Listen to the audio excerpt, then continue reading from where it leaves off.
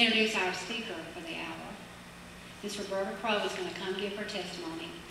And I tell you, when we sit in this choir on Sunday and you look out at her face, I didn't really know much about Miss Roberta's testimony until my dad was in the hospital and I saw her sitting down in the waiting room on Sunday.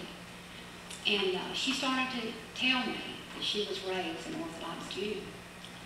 And she just says, praise the Lord, and she's such an inspiration to me. And I know you're going to enjoy this testimony. I have looked forward to it. And Miss Roberta, you come on, and we just pray God's blessings upon you this morning. She never complained. She's been through so much sickness and problems and trials in her life, but she just praised the Lord. And it puts me to shame. I'm going to tell you, when you see someone with her faith and how she gets up Sunday after Sunday and how she loves the Lord. So, Miss Roberta, God bless you. I love you.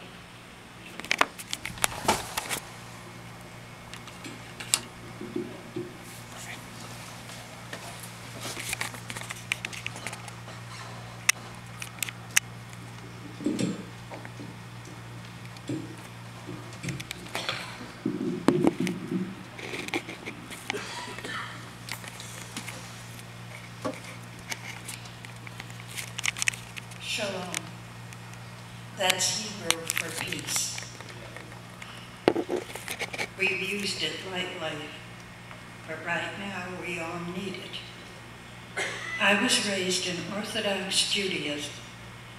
That means no woman can set foot on the sanctuary floor. You sit upstairs in the balcony behind a wooden lacework.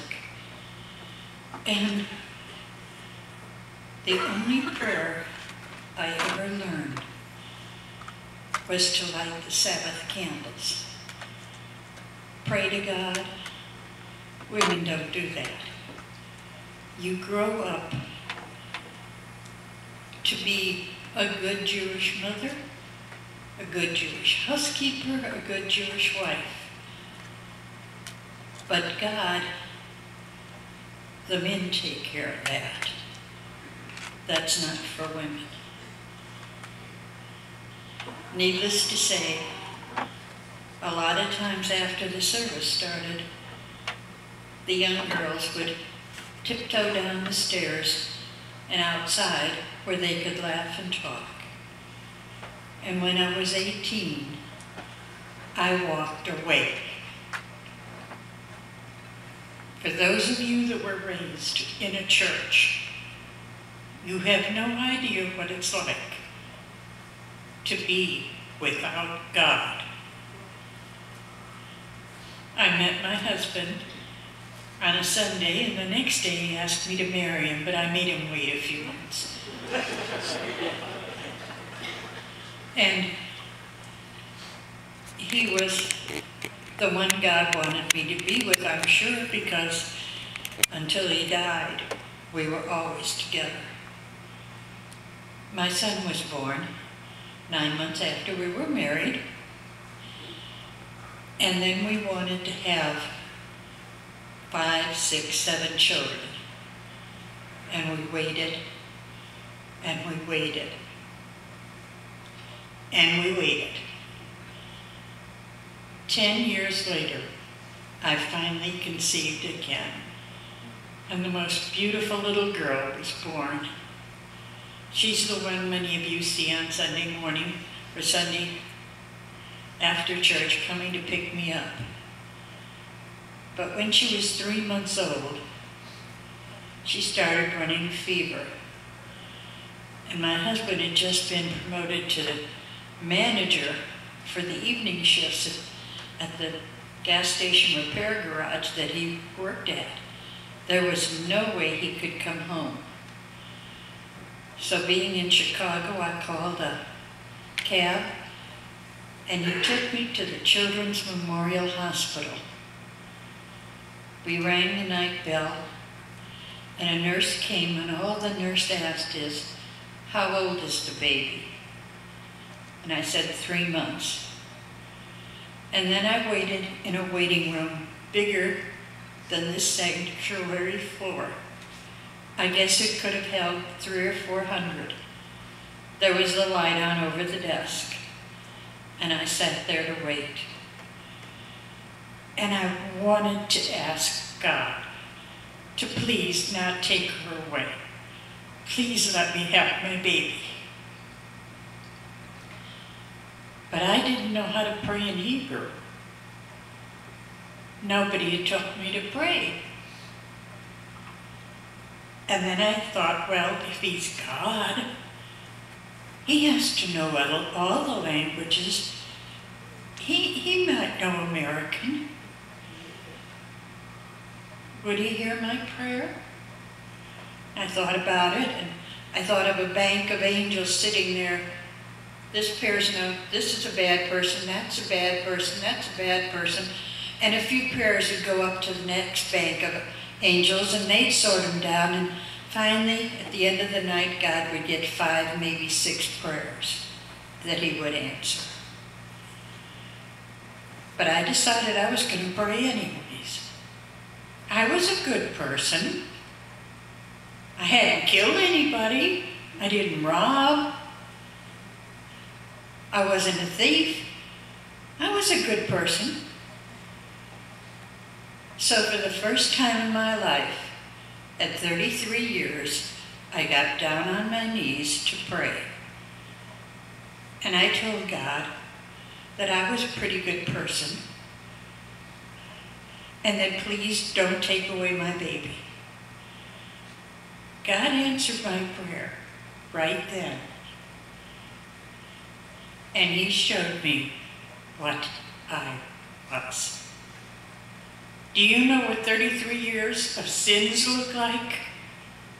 When they're recalled, each and every one of them. Things that I never thought were sins. Things I never thought were wrong. Someone has to tell you in order to know, and no one had told me. He answered my prayer. My daughter lived. But when I went home with her, my sins came with me. I asked my husband about how to make peace with God, and he looked at me like I was crazy. He said, "There's nothing wrong with you. You're a good person." Every day I tried every way to be good. But every day the sins got more and more. It took 9 years before someone told me how to make peace with God. I weighed less than 90 pounds. I was terrified of going to sleep because I was going to wake up in hell, and believe me, there is a hell. I've seen it. And then we moved to Waco, Texas. My husband's from Texas. And the people next door said to me, "Why don't you join us in church on Sunday?" And I thought, they don't know I'm a Jew. Maybe they'll let me in. Maybe I'll find out how to make peace with God. So I went to church, and I heard something that was amazing. Jesus died for my sins. He died for my sins.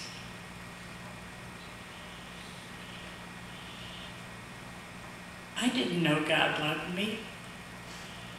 I'd only known an angry God, a God that didn't want anything to do with women. I'd only known the distance that can exist, and I knew there was hell, and I was going there.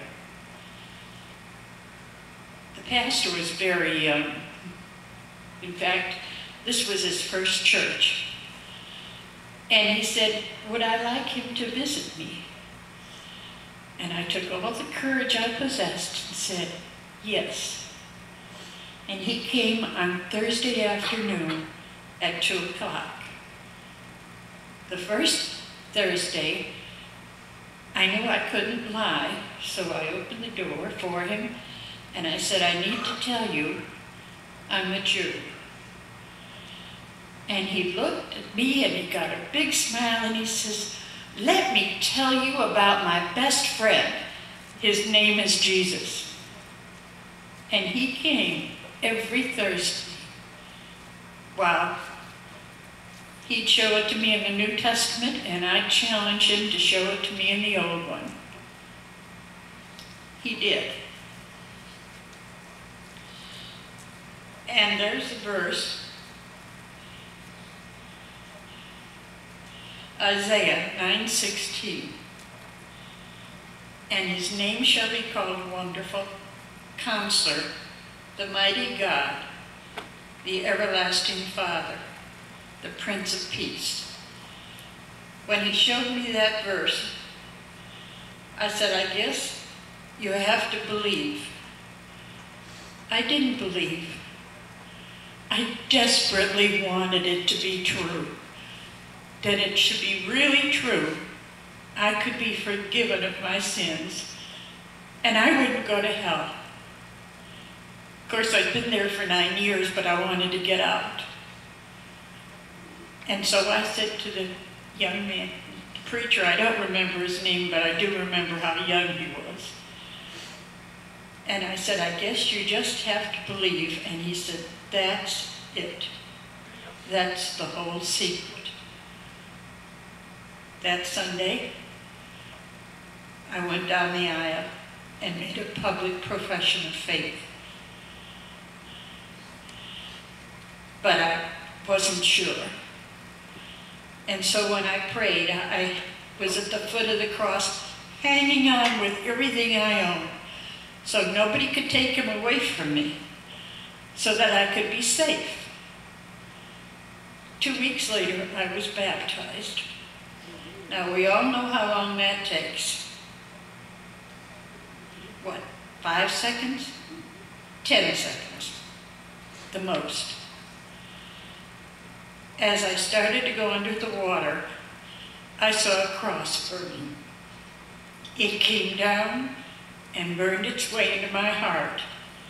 And God held time still while he told me first, every word in here is true. Every word. He told me that I was forgiven and I was clean. And Jesus was his son. And then he told me that my husband wasn't a Christian. I went under the water, desperately wanting it to be true. I came up knowing with everything I own that it's true. That Jesus is the Son of God. That he paid for my sins. And that all of us that believe are going to be in heaven. That was the first miracle I had. The second one came a few weeks after that, when I found out that Jesus was holding on to me. He wasn't going to let loose of me, wasn't going to drop me, and no one could take me away from him. So I stopped hanging onto the cross and stood up proudly, proclaiming. That was in June.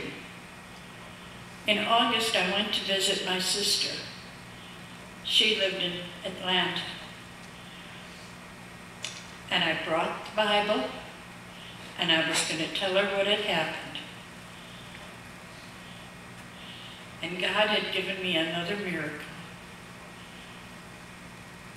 because my sister was waiting with her Bible to tell me what had happened. She found the Lord by herself in August. And that year, in September, we told our mother, who was 78 years old, and she accepted the Lord. Those are miracles. They're not Billy Graham miracles. They're Roberta miracles. Little ones. But give you the strength to walk through life, to stand up to anything, and to know I'm going to heaven. If anybody doesn't know that, come talk to the pastor or me. We'll tell you all about him. And he won't drop you either. He'll hang on to you. Yes, I've got cancer. But what in the world am I afraid of? I'm going to heaven. I'm going to beat him there. That's what loving and knowing Jesus is all about. Life more abundant. And believe me, if you know Jesus, you live in a very abundant life.